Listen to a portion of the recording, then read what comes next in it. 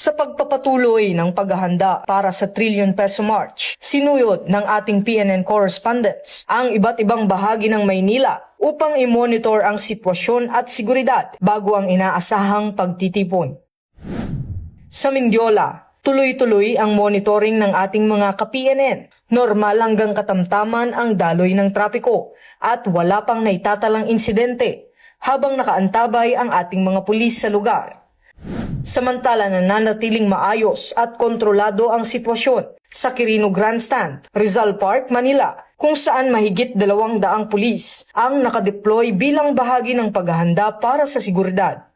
Sa kabuuan, humigit kumulang 15,000 PNP personnel ang itatalaga mula sa NCRPO at mga augmented na personnel mula sa regional offices upang tiyaking ligtas at mapayapa ang inaasahang pagtitipon. Kasabay nito, isinasagawa ang paghahanda ng mga barikada at traffic rerouting sa mga pangunahing kalsada, kabilang ang mga lugar malapit sa Ayala Bridge at ilang bahagi ng Mindiola.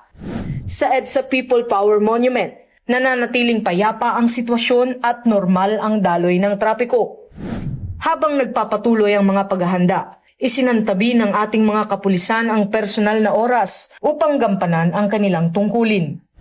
Sa kabila nito, patuloy pa rin ang isinasagawang monitoring at koordinasyon ng PNP upang matiyak ang isang ligtas, maayos at mapayapang Trillion Peso March.